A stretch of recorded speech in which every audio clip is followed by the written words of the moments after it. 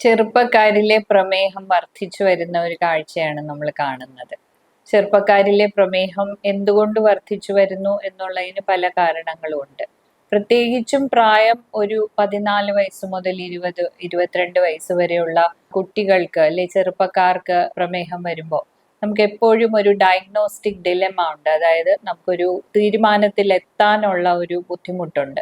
ഇത് type 1 പ്രമേഹമായിരിക്കുമോ, type 2 പ്രമേഹമായിരിക്കുമോ, മറ്റെന്തെങ്കിലും ആയിരിക്കുമോ എന്നൊക്കെയുള്ള. അപ്പൊ അതുകൊണ്ട് തീർച്ചയായിട്ടും ഇത് ഇത്തരത്തിൽ നമ്മൾ ഒരു 10 വയസ്സ് കഴിഞ്ഞ ഒരു കുട്ടിക്ക് രോഗലക്ഷണങ്ങൾ, അതായത് അമിതഭാരമുണ്ട്, അതിൻ്റെ കൂടെ ഒരു റുട്ടീൻ ടെസ്റ്റിൽ ഷുഗർ അല്പം ഡീറേഞ്ച്ഡ് ആയിട്ട് അല്ലെ കൂടിയതായിട്ട് കാണുന്നെങ്കിൽ തീർച്ചയായും ശ്രദ്ധിക്കാതിരിക്കരുത്. അത് നമുക്ക് പലതരം പ്രമേഹങ്ങളുണ്ട്. ചില വെറൈറ്റീസ് വളരെ മൈൽഡ് ആവാം, ചിലതിന് ചികിത്സ വേണ്ടി വന്നില്ല എന്നാവാം, അല്ലെങ്കിൽ ചിലത് വളരെ ഗുരുതരമാവാം. ടൈപ്പ് 1 ഡയബറ്റീസ് പോലെയുള്ള ഇൻസുലിൻ കൊണ്ട് മാത്രം ചികിത്സിക്കാവുന്നതാവാം. അപ്പം തീർച്ചയായിട്ടും അതിൻ്റെ കൃത്യമായ ഒരു പരിശോധന നമ്മൾ ചെയ്യേണ്ടതുണ്ട്. ഇപ്പോഴും ഇത്രമാത്രം പ്രമേഹത്തിനെ കുറിച്ച് സംസാരിച്ചു കഴിഞ്ഞതിന് ശേഷവും നമ്മൾ കാണാറുണ്ട്, ചിലപ്പോൾ പ്രമേഹം എന്ന് കേട്ട ഉടനെ വേറെ എന്തെങ്കിലും ചികിത്സാ രീതിയിലേക്ക് പോയാലോ, ഇത് പൂർണ്ണമായി ഇംഗ്ലീഷ് മരുന്നിലൂടെ മാറ്റാൻ സാധിക്കില്ലല്ലോ, എങ്കിൽ പിന്നെ അതെന്തിന് ചികിത്സിക്കണം,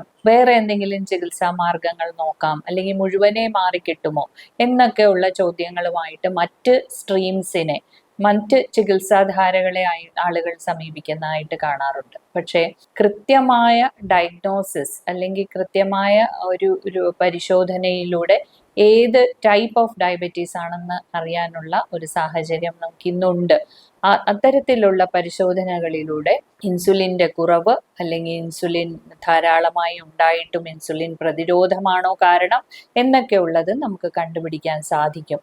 അതിലൂടെ നമുക്ക് കൃത്യമായി നല്ല രീതിയിൽ പ്രമേഹ ചികിത്സ നടത്താനും സാധിക്കും.